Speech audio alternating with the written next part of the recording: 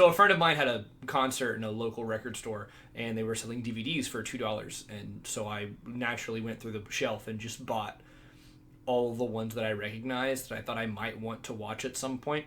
There's a lot of really good tension. Ben Affleck does a really good job. I think the only thing Ben Affleck doesn't do really well is his hair. I think his hair is pretty distracting in this movie. It's like Ben Affleck is trying to prevent himself from looking like Ben Affleck. Either that, or Ben Affleck post 2012 is just trying to distance himself from his haircut in this movie. The cast is really good. Ben Affleck as the main character. Bryan Cranston plays a good guy in it. John Goodman's good in it. Victor Garber, I recognize his name because he's Martin Stein from Legends of Tomorrow. He's good in it. Christopher Denham, who plays Arby in the American adaptation of Utopia, he's in it, and he's playing like a normal dude in this one. He's got a wife. Big step down from Arby then. Everything about this movie is very good. It's not mind-blowingly incredible, but it's got like a 90-something% on Rotten Tomatoes. It deserves that.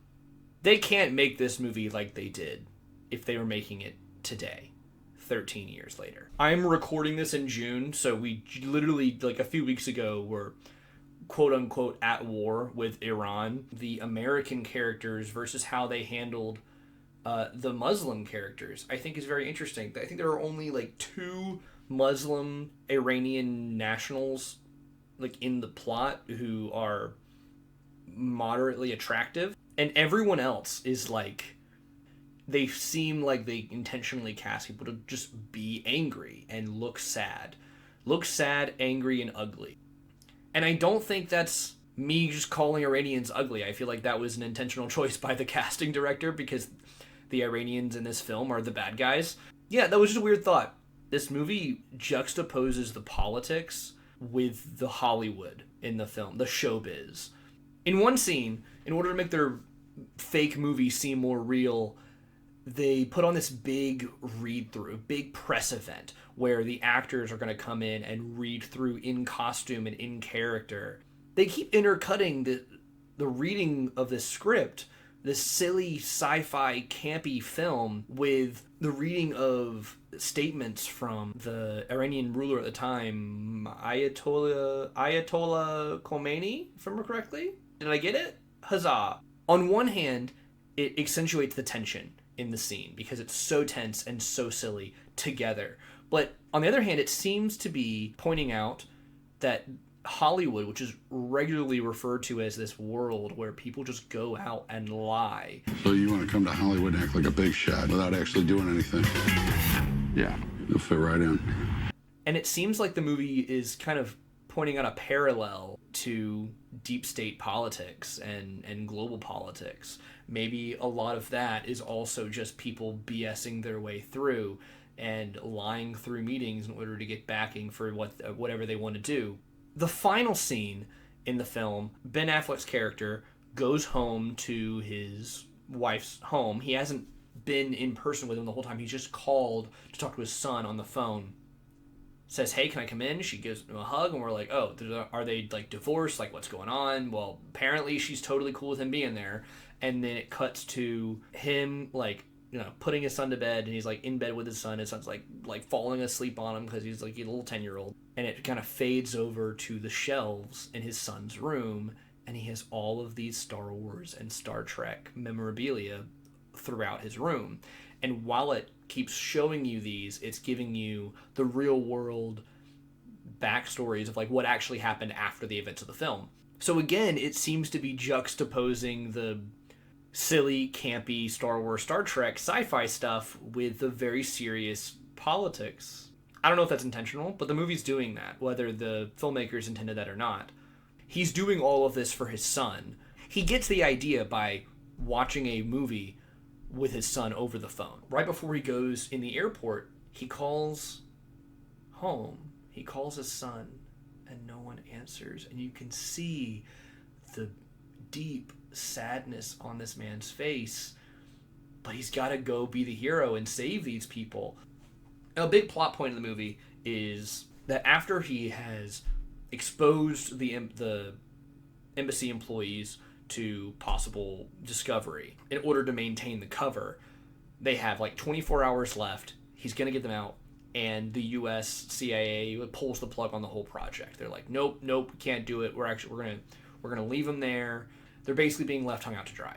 And Ben Affleck's character, he goes to the hotel, he drinks, he thinks through it. O'Donnell. Somebody's responsible. When things happen, Jack, I'm responsible. I'm taking him through. And so you have this dual motivation where he is doing this all for his son to be the man that his son needs. But that means the other half of the motivation that he has to like do the Spider-Man thing and risk his own life to save those around him, even when he doesn't have to. This movie is a decent analogy to express an idea that I've been talking about with people over the last couple of weeks. I attended a Bible study on Thursday night, and we were talking about parenting and politics. Jonathan Haidt has an analogy where he describes emotions as an elephant, and our reason, our logic, is the elephant driver. And we like to think that the elephant driver directs the elephant. But more often than not, the elephant just goes where it wants to go, and the elephant driver is just kind of like, oh, yep, that was part of the plan the whole time. If you actually look into people's decision-making, how their politics are formed, how their views on religion and morality are formed, it's more often formed by popular entertainment and the people they live near and they live around than it actually is built on reason and logic. So that was Thursday. The next day I had some friends over for a game night, and we were playing Magic the Gathering. We were gathering more than magicking that night. We spent most of the night talking about, man, yeah, my younger siblings are so bad with phones. Oh my gosh, they can't stay off their phones. Oh yeah, this kid I'm mentoring just is always on his phone. In order to be the culture that we want to see in the world, be the change we want to see in the world, we're going to have to do things that aren't popular and that are going to make us look weird. And as silly as I might feel using Argo as a comparison here, what he did was really silly. What Ben Affleck character did, Tony Mendez, what a harebrained idea to fake a Hollywood picture in order to get into Iran. But he did the harebrained idea because he needs to be the man for his son. He needs to be the hero that his son thinks he is. And he can't go home and face his son knowing that he could have saved those people, or he could have tried, and he didn't. He let them die. Being a hero, being a real man, and that goes for women too, you know, being a good adult, a virtuous person, means doing what's right and doing what's good, even if it makes you look like a crazy person, even if it makes you look weird. And when you step back at the end of the day, you can look at people who made the seemingly logical choice, and the people who made the harebrained choice, like the brothers Karamazov, where one wins the argument and he's right, but the other one loses the argument and he's a good person. We have to be the world that we want to see. We have to be the better.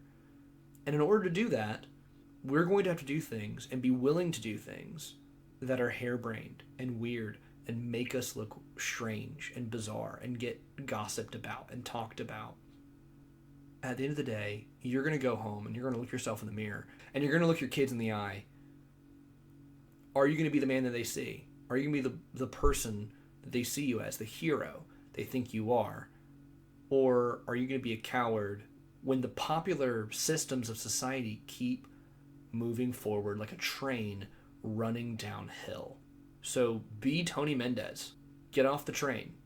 I bought Fargo the same day, and I definitely think that had an influence on why I wanted to buy Argo, because name's similar, funny. But Fargo is a much better film.